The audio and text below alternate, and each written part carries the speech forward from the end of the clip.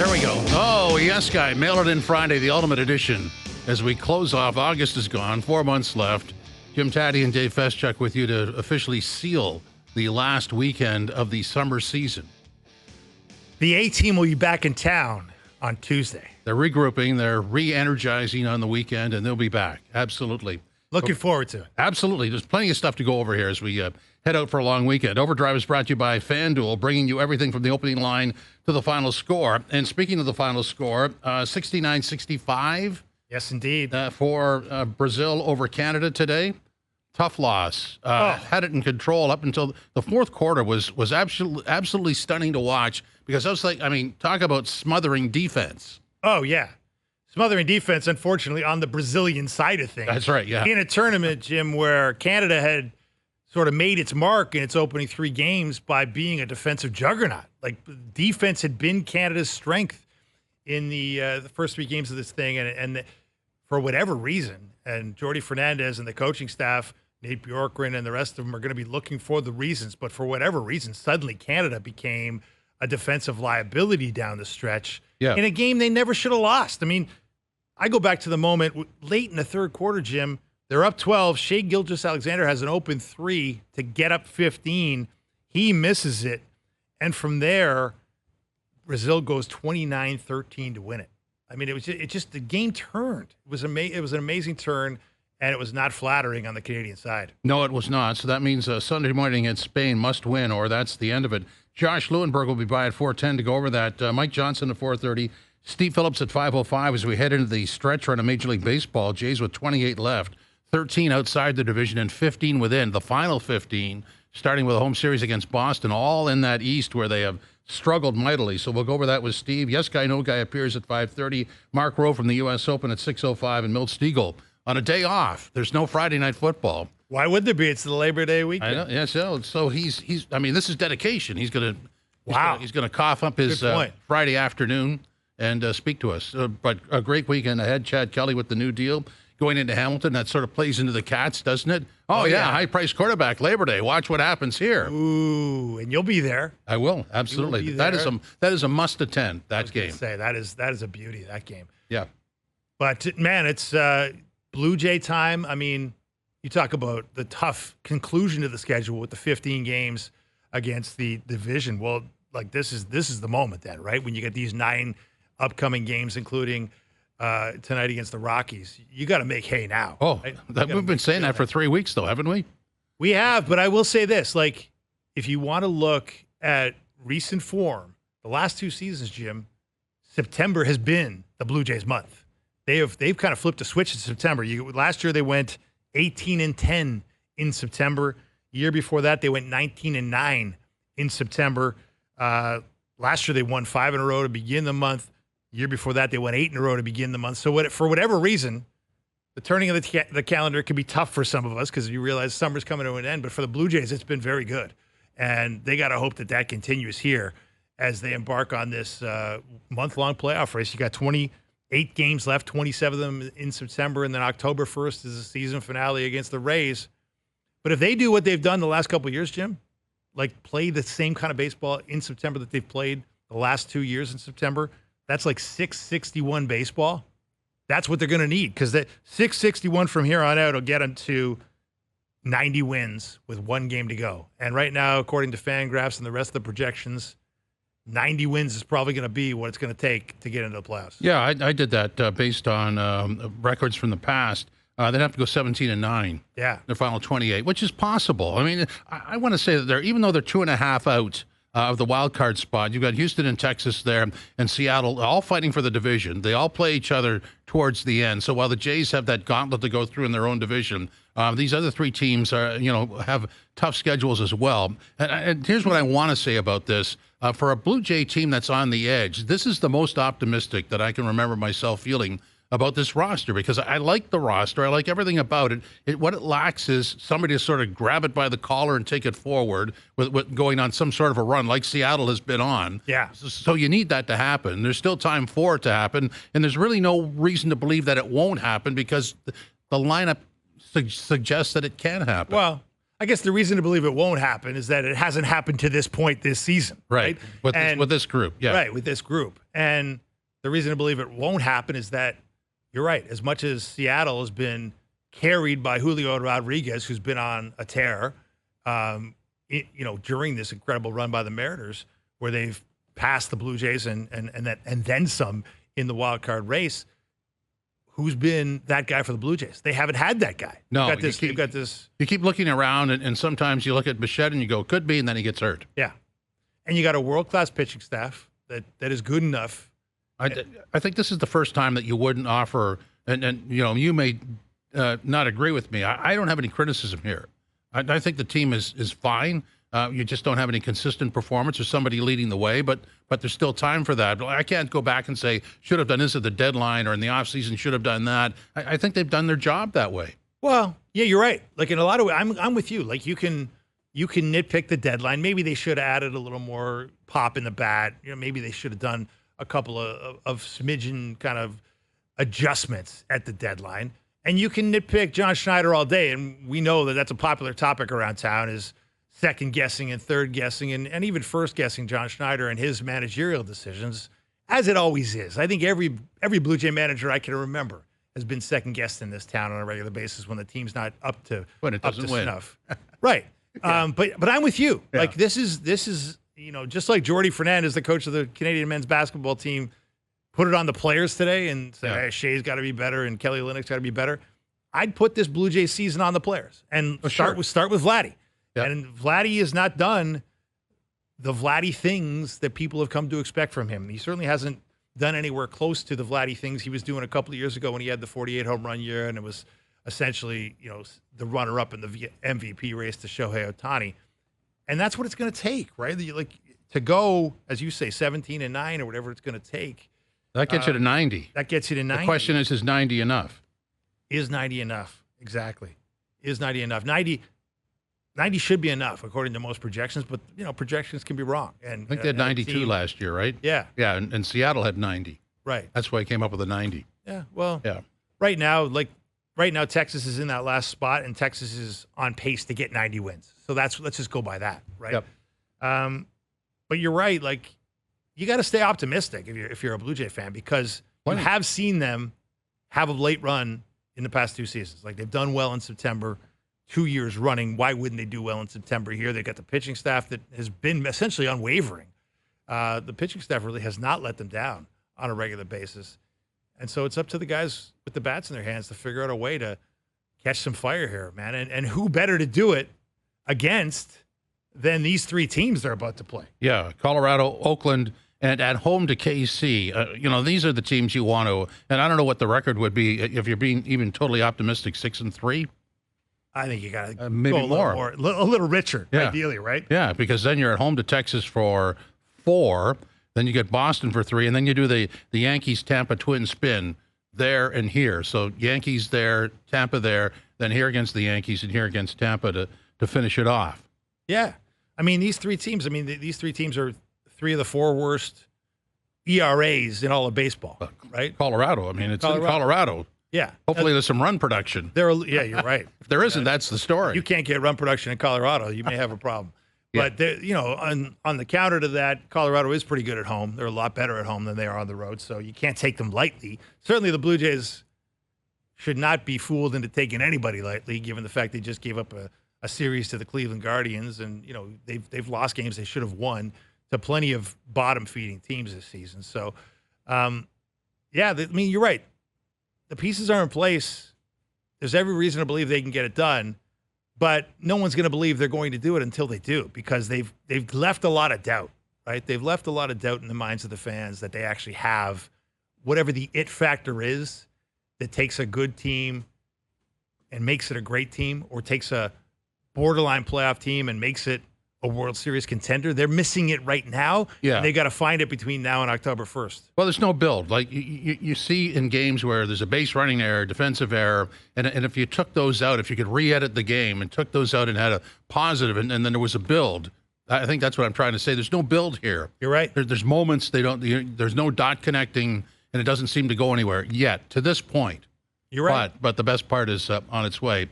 69-65.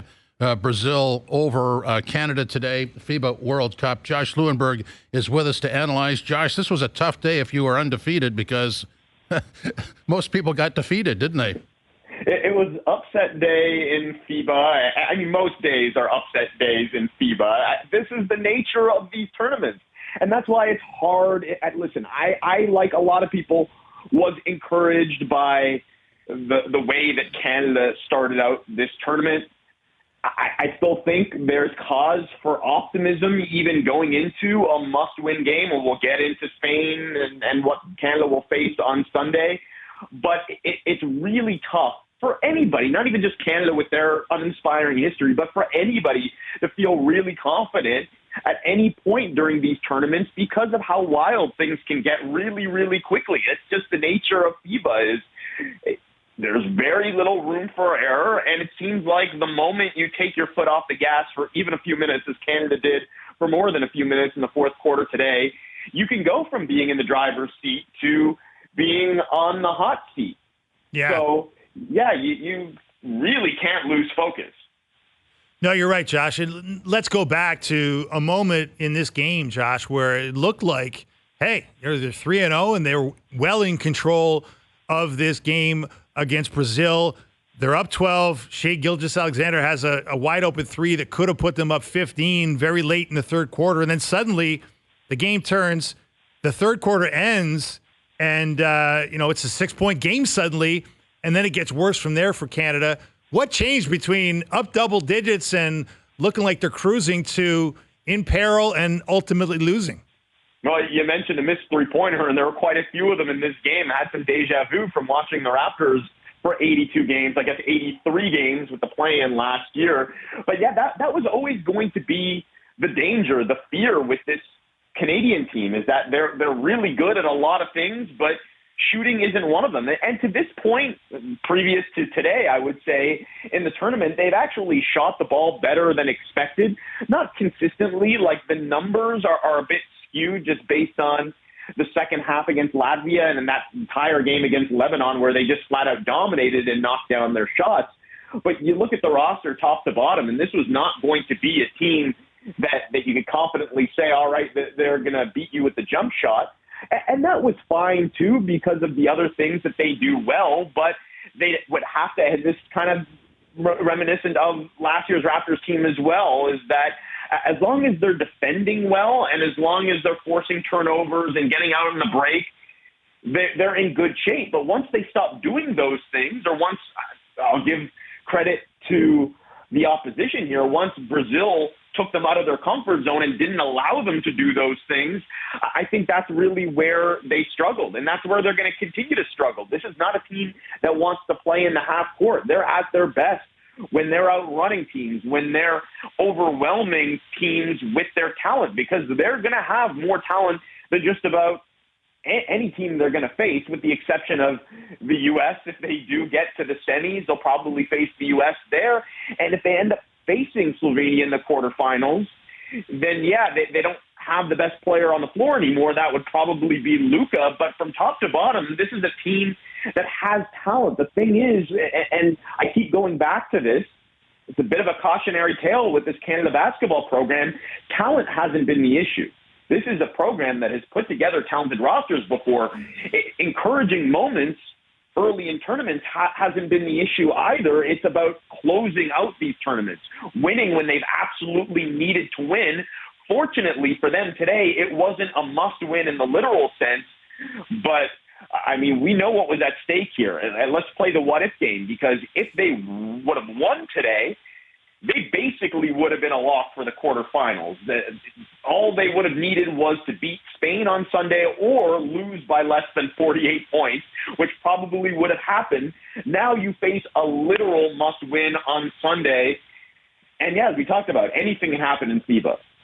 You know, I'm glad you brought up the Raptors, because as I was watching this game, I thought, I've done this game before. This was eerily similar to many of the Raptors games we've done. And so what happens is, as the other team's defense takes hold, the Canadian defense in this game loosened up, and also the defense by Brazil throttled the running room. It just cut it right off, and then the shooting goes cold. I mean, that's a Raptors script, isn't it? All of the deja vu in one, because, yeah, I certainly had some Raptors deja vu, and I had a lot of deja vu from watching and following Canada basketball for a number of years as well. And that's why, listen, nobody wanted to hear this, certainly after that game against France to open the tournament, but throughout a really encouraging first round where Canada really, really impressed. But again, like it's not about the start, it's about the finish.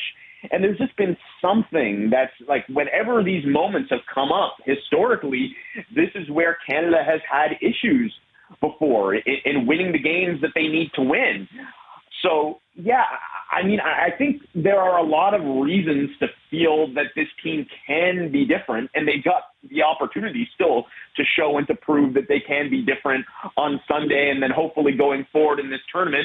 For one, they're led by a superstar player in Shai Gilgeous-Alexander, and I think more often than not, having the best player on the floor, it's going to win you games in a tournament like this. I think it won them a couple of games in the first round that they may have lost without Shai. He completely took over in the third quarter against France and against Latvia. And then the other thing I will say, too, is that credit to Canada basketball, they say the definition of insanity is doing the same thing over and over again and expecting different results. In all of those collapses that I referred to, 2015, the FIBA Americas in Mexico City, where they just steamroll their way through the competition until the game that they absolutely needed to win and then lose to Venezuela by one. In Victoria on home soil in 2021, where they lose the game that they need to lose and miss the Olympics as a result of it. In all of these games, the thing ultimately that hurts them at the end is a lack of chemistry and continuity going up against teams that have far more experience together. So what did Canada do? They ultimately required that players make a 3-year commitment to this program. They stuck to it, even as a few NBA guys called this summer that didn't participate in camp last summer and said, hey, can we show up and come play? They said, no, we're sticking with our group for better or for worse. And in hindsight, if they end up losing, we may look back at that and say, okay, well, that was maybe the wrong decision. But if nothing else, like, credit Canada for sticking to their guns and showing some gumption there and at least trying to manufacture some of that chemistry that these other programs have. So, yeah, those are the reasons I think that you can feel confident that this team is capable of doing something different here in this tournament. But at the end of the day, like I said, it's fair to be skeptical until and unless they prove that they're different. And there are warts here. There are reasons, as we talked about, to feel nervous going into this game against Spain. And shooting is the biggest reason to feel nervous. Fair enough, Josh. But, it's interesting. You talk about the continuity of the players on the roster. There's a lack of continuity at the head coaching spot because Nick Nurse obviously abandoned ship when he got fired by the Raptors and moved on to Philadelphia. And now you got Jordi Fernandez running the show.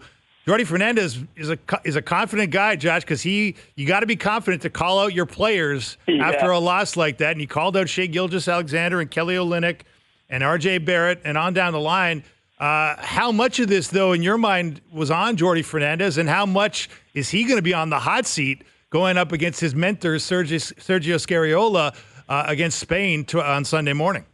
Yeah, I mean, listen, I said this going into this tournament. Like, I thought that this was a no-brainer opportunity for a guy like Jordi Fernandez. For Canada, like, I think it was pretty good to go out last minute. I mean, it's never an ideal scenario when you have to replace your coach a couple months before a big tournament, but I thought they got a pretty good replacement in Jordi Fernandez. But in terms of Jordi, like, a guy that's on the cusp of being a head coach in the NBA, I would be shocked if he didn't get a gig sometime in the next couple of years. I thought he'd have a good shot at the Raptors gig too before that ultimately went to Darko Rajakovic. He's on the cusp. He's this up-and-coming head assistant coach in the NBA. To take on an opportunity and experience like this with Canada, I feel like there's very little risk and all reward for him, because let's say things don't work out. Let's say they lose on Sunday. What are we going to be talking about? I know what I'm going to be talking about, and that's the uninspiring history of this program. Here we go again. Canada can't get it done in a big moment.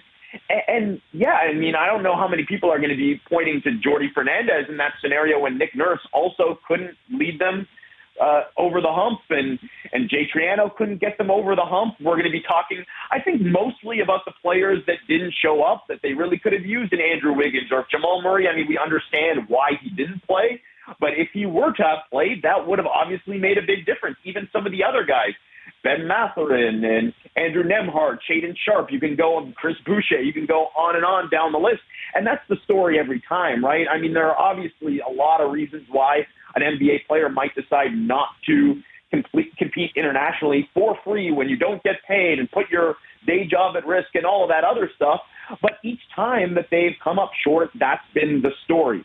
If they end up winning on Sunday and going on to medal in this tournament and qualify for the Olympics, I mean, that's going to look pretty good on Jordy's resume. So I don't think that there will be a lot of blame on him if they do end up losing. And, yeah, I mean, I think there's a lot of upside for a guy like that with an opportunity like this to help take this long-suffering program to the next level. Josh, I would be remiss, and it wouldn't be the Tat Man if he didn't go down this road. Bruno Caboclo was always 2 years away from being 2 years away, but now he was in the moment. I mean, that is ironic, isn't it? And I'm happy for him. Like, listen, obviously anybody that is a fan of Canadian basketball is going to have some mixed feelings in regards to Bruno today, because I don't think anybody blames the guy for not panning out in terms of, like, his Raptors career. He was drafted into an almost impossible situation. I don't blame the side for taking the swing on him either, the 20th overall pick.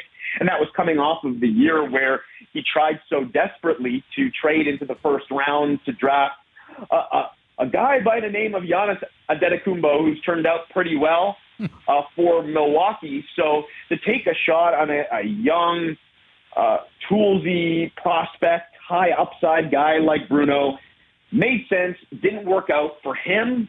He was super young, 19 at the time, was learning the language, wasn't strong or mature enough. But to see him now, like, this is a completely different Bruno Caboclo than Raptors fans would remember. He's bigger, he's stronger, he's now more of a big man than a wing player.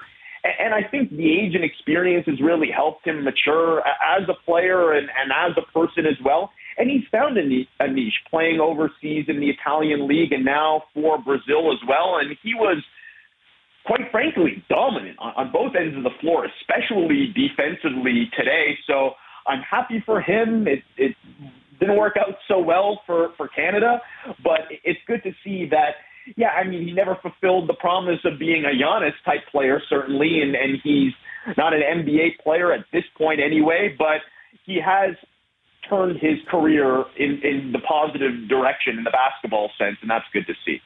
Okay, so you're not going to be blaming Jordi Fernandez, Josh, if Canada can't get over the hump against Spain on Sunday. But, you know, the challenge is considerable, right? Spain is the defending World Cup champions, and as much as they're a different team than they were 4 years ago when they won this thing, they don't have Ricky Rubio running the point. They don't have Marc Gasol. Rudy Fernandez, their best player by a lot of measures, is 38 years old now. They're still really good, and they got a great coach in Scariola who, along with Jordi Fernandez, was also a finalist for the Raptors job and did not get this. So these are two Raptor rejects coaching against each other for a lot of I guess bragging rights, and not to mention international acclaim. Who do you like better in this matchup? Like, you know, the pedigree of the Spaniards or the talent of the Canadians? Well, I still think Canada's got a good shot in this game for all the reasons why we all felt they had a good shot going into the tournament. All the reasons that we discussed earlier. This is still a talented team. This is still a team that, unlike teams that they put together in the past, they do have some semblance of chemistry and continuity, which is really, really tough for a team made up of NBA players to go ahead and to kind of simulate in a way, because you're right, like Spain, these guys play with each other in some cases year-round for many, many years, and that's the case with a lot of these other countries as well. And it's not specific to Canada. Like, U.S. faces that challenge every time they put together a team, too. I mean, for them, there's just such an overwhelming amount of talent that it usually makes up for it, but it's like, how are we going to simulate the chemistry that the other teams have? And with Canada, what I've liked about them since training camp here is just listening to their stories. Like, obviously, Shai Gilgeous-Alexander and Nickeil Alexander-Walker know each other well. They're cousins. They've known each other all of their lives. You've got guys that have played high school basketball together, guys that have known each other since they were kids. So there is that level of camaraderie and chemistry that I think you need going up against a powerhouse like Spain. And, yeah, like, this isn't the Spain team of old with all of those A-listers that you mentioned that are now either retired or older or not playing for various reasons, but they are very tough. They are very well coached. And, yeah, while I don't know that there's going to be blame on Jordi Fernandez if they lose, I do agree with you, Dave, that there is absolutely pressure here, if for no other reason than you're going up against one of the most accomplished coaches in the world, in international basketball, in Scariolo. And the biggest thing, you mentioned pedigree, and that's the biggest thing, is that not only have these Spanish players been in big moments like this, but they've had success in moments like this. And this is always an interesting debate because we talked about this for many years with the Raptors, and we talk about the curse, the playoff curse. For so many years, for decades, they had never made it past the first round, and then eventually DeRozan and Lowry led them there. And it's like, well, how much do you put that on DeRozan and Lowry when they weren't part of the team 10, 20 years ago? And it's the same thing here where it's like Shai Gilgeous-Alexander doesn't care about the Canada team that came up short in 2015 in Mexico City. He wasn't there. Some of these guys were, but I think there's a mental aspect too, right? These guys read, they know the history of the program, they hear about it, especially after a loss like the one that they faced today, and that does get in your head a little bit. So this is going to be a test of character, a test of willpower and resiliency to see how much these guys can tune that out, and again, go out there and prove that they are different, that they can get over that hump and exercise those demons.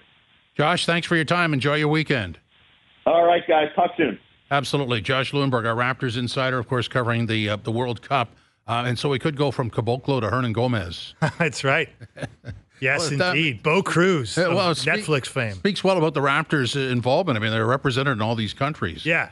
Well, unfortunately for the Raptors and for Canada, Canada didn't have an answer for Caboclo. They better find one for the Hernan Gomez brothers. Yeah. Because there's two of them. That's right. Okay, Mike Johnson with us next on OverDrive, talking hockey, of course. This is OverDrive, continuing on TSN 4, TSN 1050, and the iHeartRadio app. OverDrive, Jim Tatti and Dave Feschuk today as we launch into a Labor Day weekend. Pretty exciting stuff. All kinds of sports. It's too bad there couldn't be two weekends, the one you could enjoy and the other one where you could just lock yourself in a room and watch all the sports, because there's a ton on. Got a lot going on. Yeah, you're going to wake up tomorrow or wake up Sunday and watch some basketball with Canada playing Spain in a do-or-die game. Then you got the Blue Jays playing all weekend and some not do-or-die but pretty damn important games. Yeah, same for the CFL. Same for the CFL. You're going to be at the Labor Day Classic between the Argos and the Ticats in Hamilton. That's going to be a beauty. Yeah, fun absolutely. weekend. Yeah, absolutely. And then, of course, on the other side, we start talking hockey. But we're going to jump the gun here. Let's bring in Mike Johnson, our TSN hockey analyst. MJ, how are you today, sir? What's going on, boys? You forgot my F1 race at 9 a.m. on Sunday as well. Yeah. So, I wonder who's going to win that. Yeah, really. Well, if we just watch for a second. I can't believe it, but yes, absolutely. And I got to tell you, I'm a little disappointed. I thought this was the year that Canada was going to cruise in basketball, and they're losing to Brazil. I'm like, come on, they cannot. Anyways, so yes, I'll be on pins and needles watching that one as well. You know, those two stories, the basketball and soccer, are eerily similar for different reasons, aren't they? Mm-hmm. Yeah, well, you know, and you think like this is the group. So we have enough good players that they're kind of going to roll through and not stub their toe, and then they did today. So which is unfortunate. But I guess it doesn't matter if they win the next one. So speaking of stubbing toes, I think that you would accuse Brad Treliving of taking care of business and not stubbing his toe this summer. How do you rate his summer? Well, pretty good. I mean, given that he came in relatively late in the proceedings and, he had a couple big assignments, one to rebuild the roster, which he did with his own slant while remaining sort of true to the identity of the original very successful group. He had to make big decisions about Austin Matthews, about Sheldon Keefe, about William Nylander. And while I think a lot of people were thinking and maybe even hoping after the Florida loss that there would be big changes, a more measured approach, and probably the one that I would agree with, is like it doesn't make sense to blow this up. Yes, you will make trades if they make sense, but just to trade guys for the sake of doing something different, I don't know if that's the case. He gets Austin on a 4 years, which you're going to get. What is that going to make it? 12 years of Austin Matthews, pretty good contract. That is not necessarily team friendly, but he certainly could have asked for more, and he probably would have got it. So he did that. He made a decision on Sheldon Keefe, who I think we've all seen the graphic amongst 250 game coaches. He's got the highest winning percentage in the history of the NHL. Like, he's a good coach. They've had great success. He has a good team. Yes, it hasn't always gone smoothly in the playoffs. Sometimes he's part of that. Sometimes he's not. But he gets him extended to a contract that at least makes Sheldon Keefe feel better, not a discussion point anymore. And if it doesn't go well, then it's just money. There's no real loss to Toronto. And then he actually, what has impressed me is that he has been on the same page with William Nylander, and that we haven't heard anything about these negotiations. That they're going sour, that they're going great. They're just kind of taking their time. Both sides are being patient, and they're showing a willingness to be patient, which I think probably shows a maturity on both parts. So, yeah, he's got the team coming back that's going to look different, but similar, and they're going to be really good again, and they're going to maybe do it with contracts that can keep going forward. So I don't know what the grade would be, but I say he's done most of the stuff he's wanted to do. Fair enough. But what do you make of the defensive core, though, Mike? I mean, you look at it, you're right. I mean, it doesn't make sense to make changes for the sake of changes, but this is a defensive core that's in many ways kind of lost some of its continuity over the years with Jake Muzzin's unfortunate injury and the passage of time with various guys coming in and out of the lineup. You add John Klingberg, but this was not a defensive juggernaut to begin with. You lose Luke Schenn. What do you make of that? And is there more that could be done or should be done between now and the playoffs if you're Brad Treliving? Yeah, well, sure, but that's a long, long ways away. Now, I would say you're right. They're not a brilliant defensive core. If you look at the individual players, that's not, the 78 Habs. But if you look at their stats, what were they last year? 8th in goals against? Yeah. Now, some of that's goaltending and some of that's team play, but 8th in goals against. Would you take a top 8 team in goals against? Yeah, I think you would. Can you win the Stanley Cup with a top 8 team in goals against? I think you would. So, yes, the names aren't there, and yes, they would love a guy like Jake Muzzin to be on their roster, but that's not the case, and they couldn't afford it if he was. I think, Jake McCabe, a different Jake, they're going to want to see, and they're going to need almost more out of him, better out of him as he gets more settled in there. Liljegren's going to have to take a stride. Klingberg's an absolute wild card, Dave.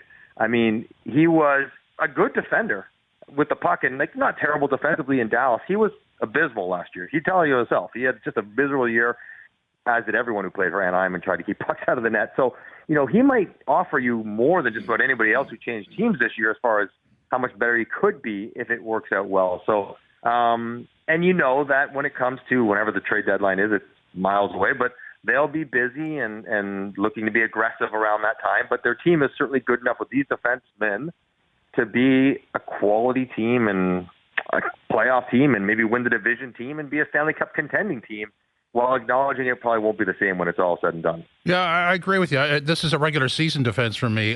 What I would miss would be the Luke Schenn type presence where there's that stuff that goes on after the whistle, and we all recall him skating in there, and all of a sudden everybody skated away because they knew what was going to happen. Reeves obviously brings that up front, and so do Bertuzzi and Domi in their own way, but on that blue line, you don't have that much, do you?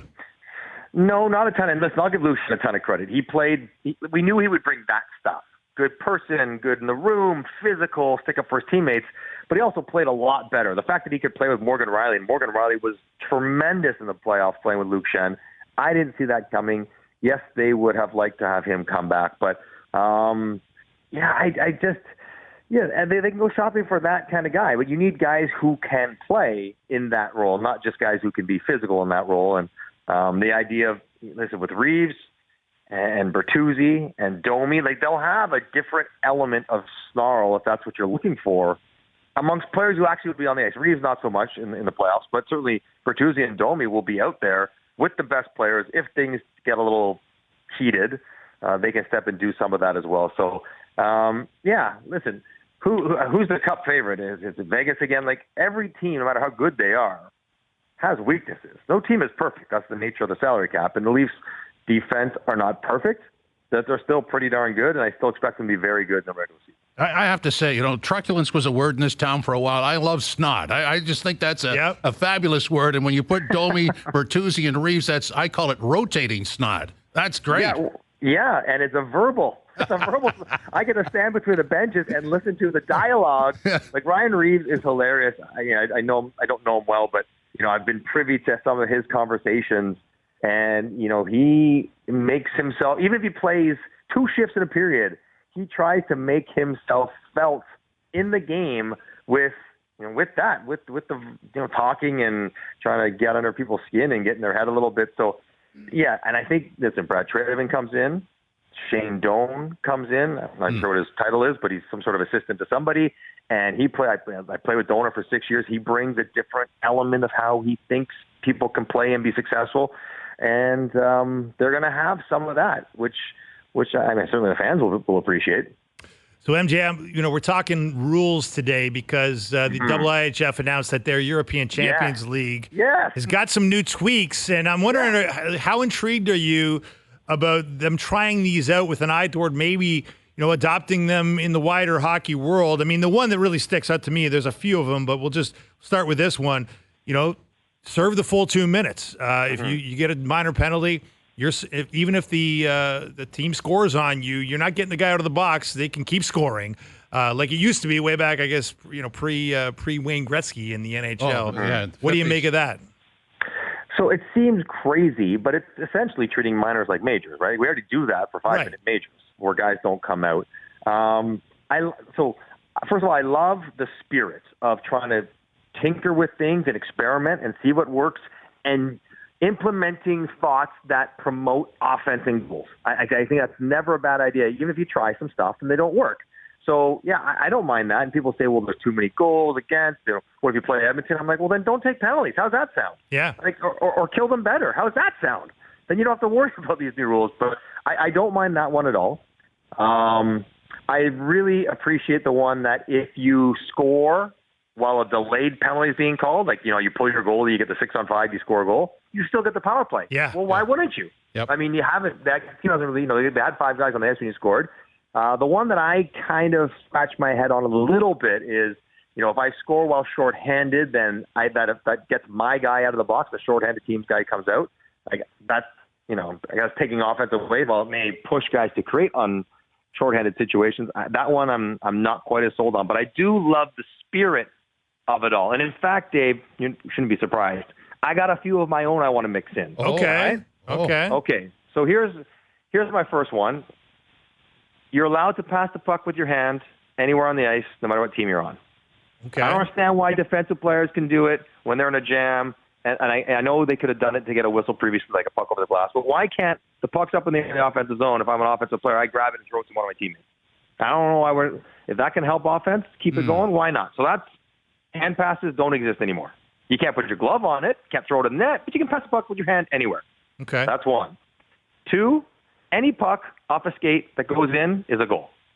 And I don't think anyone's going to turn into Lionel Messi down in the crease trying to kick pucks in the net. I don't think it's a safety concern anymore. Guys don't kick with their toes. They kick with the side of their feet if they're trying to anyways. And maybe you make a kicking penalty if you run into someone. But any sort of deflection, any sort of, if you're 10 feet out, maybe you can kick it in outside the crease. But do away with the idea that pucks off skates need to be really evaluated. Puck goes in the net, it goes in the net. It counts. And my third one, this is a bit unusual, no more high sticking of the puck to blowing pucks dead. If you tip it in an inch above the crossbar, it's a goal. The same would be if it's an inch below. They put that rule in there so guys wouldn't swing their sticks around because the guys didn't have helmets on. Well, everyone wears a helmet. Everyone has a mask. Even if you hit someone in the head, the worst you're going to do is mess up some teeth. It's not that big of a deal. So don't, again, let guys be creative in the offensive zone. If you tip one in that's, head high, have at it. Who cares? What's the difference? Okay, so you want hockey to become like a hybrid of handball and soccer now. And hockey's not enough. We got to make it 3 sports and lacrosse. Well, hang on. Well, is it already handball? The defensive team can use their hands. No. Well, you start throwing the puck around now. Is that what you're saying? Well, you can't close your hand on it. The same rules apply. I'll call my hand over the puck rules very tightly, like you can bat it to your teammates. The same way defensive teams get. I just don't like any rule at all that favors defensive teams or keeping pucks out of the net. I don't know why we would do that. The reason why the NBA is popular, there's no hand checking, the defensive rule, the 3-point, the key, like all these different things to move the 3-point line in because they want more offense. Why is football so popular? Well, it's football, but you can't jam receivers. You can't tackle the quarterback. All their focus is on how do we create more offense. Yeah. And I think the NHL doesn't embrace it to the same degree. Again, you can try these rules. They might not work. You might not like them. But I think the sentiment of promoting offense, even if it's at the expense of defense, I'm okay with that. Yeah, no, I was being a little smart with you. I completely agree with your spirit. Like, I love the spirit of trying to promote offense, and this league hasn't done enough of that over the years. And right now is a good time because you just had this explosion in scoring, right, MJ? Like, you had the highest scoring season since the early 90s last year. I mean, now would be the time to double down on that if you're me. But if you had to pick one of those, like, which one do you think would have the most impact to sort of really get this thing moving? Well, I mean, I think if you didn't get a guy out of the box if you were scored against, that'd be a real thing. Like, you imagine, let's say, okay, I'm painting a picture for you. You're down 2-1. There's 8 minutes left. You go on the power play. Off the ensuing faceoff, the guy happens to shoot the puck over the glass while trying to clear it. You have a full 2-minute 5-on-3 with no one coming out of the box ever. Right. Like the 5-on-3, you forget. You're like, wait a second. You don't come out. They score on the 5-on-3. They might score 4. Put Edmonton out there. They might score 4 times. Exactly. I think that would be the single greatest impact in the game because, if teams are running at 30%, I mean, if that's almost like an extra, I don't know, a half power play or something, it's a lot of goals. So, again, I don't have a problem with that, but I think some people might, and it would be an issue. But that would be huge. But, again, if you are taking penalties because you're violating the rules, either because you don't defend well, you're not as skilled, you're trying to rough people up outside the boundaries of the rules, I don't have a problem if that punishes your team. The teams that figure it out and the teams that can kill benefit. And that's the kind of teams you probably want to have success in a league. MJ, you just gave us the rest of the show. Thanks very much. Appreciate that. All right, boys. Enjoy your long weekend. Have a safe one. And you mentioned earlier if you could have 2 weekends, one where you could lie around and one where you could enjoy it. Aren't those the same thing? The same weekend for me. I'll be lying around the whole weekend, and I'll be enjoying it. You have to be in a particular state to be able to do that, and I applaud that. Thanks very much. All right, guys. Thanks, MJ. Mike Johnson, with a couple of thoughts there that we'll explore next as OverDrive continues on TSN 4, TSN 1050, and the iHeartRadio app. Jim Tatti, Dave Feschuk, subbing for the regulars. Will be back in order on Tuesday. Mail It In Friday is brought to you by Boston Pizza, the best place for any family meal. Plus, for the month of September, kids eat free with a minimum purchase when you dine in. So grab the kids, hustle your way to your local BP tonight. What MJ's really saying there is the NHL, and I think most would agree, is set up defensively. Oh, yeah. They've done everything. Going back to it was the 1950s, Jim, when they decided that Montreal, the penalized player would come out of the box once a goal was scored on a power play. The Habs were killing everybody with the power play. Yeah, I think Jean Beliveau had a hat trick on one power play against Boston that really set it off, and there was a vote not long after where. Funny that would happen against Boston. Yeah, exactly. So, but you're right. Like I'm with MJ on we can quibble about. Do I like the idea of just unfettered high sticks like that? No. That could be an unintended consequence of a lot of eye injuries. The idea of just throwing the puck around in the offensive zone with the hand, I don't love that. But I'm with MJ on the spirit of let's promote offense here. What are we doing? Yeah, the one that I like about the hand is in the offensive zone, center goes down with the hand pass, and he gets called for it. I never really did quite understand that one, but nonetheless, that's where we are. The idea of kicking it in, I think that was a safety issue at some point. I don't know how much of a safety issue it would be at this point, but it's something to be explored. Absolutely. So coming up in hour number 2, Steve Phillips will join us. We're going to play Yes Guy, No Guy as well. And for the Jays going into a 9-game run now, not all of them on the road, but in Colorado and then Oakland, then back here against KC, where there's a lot of marbles on the table. That's for sure. We'll continue on.